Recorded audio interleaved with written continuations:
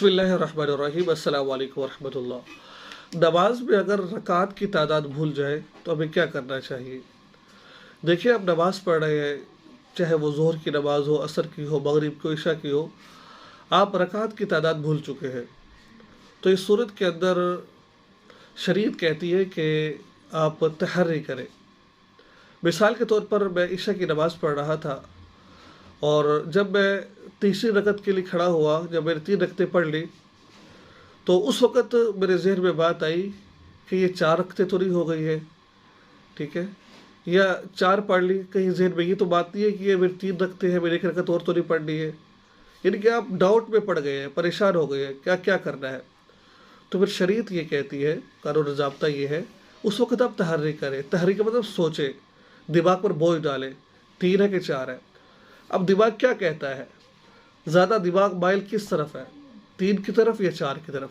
अगर 3 की तरफ वो ज़्यादा दिमाग आपका काम कर रहा है तो फिर एक और रकत मिलाए और आखिर में सजदा साहब कर लें, ठीक है।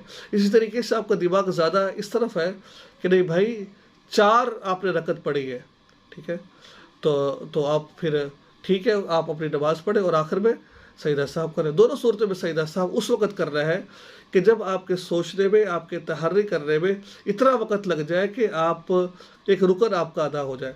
मिसाल के तौर पर आप सोच रहे हैं कि यार मैंने 3 पढ़ी, 4 पढ़ी, और इतना वक़्त गुजर गया है कि जितनी देर में 3 दफ़ा सुबहान अल्लाह कहते हैं तो आखिर में आपको सजदा साहब करना पड़ेगा। नाज़रीन, अगर वाजिब में ताख़िर हो जाए तो उस वक़्त भी सजदा साहब का हुक्म होता है, उस वक़्त भी हमें सजदा साहब करना पड़ता है।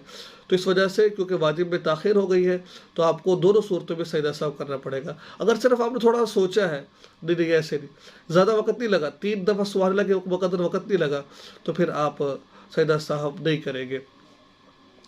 और सजदा साहब का तरीका ये होता है कि जिस रकत में आपने सलाम फेरना है, यानी कि जिस कायदे में आपने सलाम फेरना, मैं 4 रकत पढ़ रहा हूँ तो फिर 4 के बाद जो मैं बैठूंगा ना, उसमें सलाम फेरना है।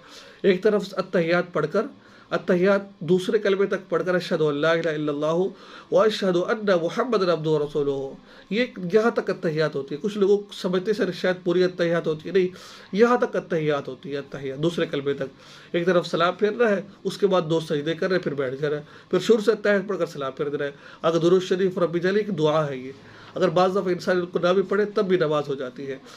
तो ये था आज का मसला। अगर कोई रकात था, इसी तरह 2 रकत में, इसी तरह 1 रकत में, तो ये आप प्रोसीजर कर सकते हैं। दुआ में याद रखें, चैनल को सब्सक्राइब करें। अस्सलाम वालेकुम।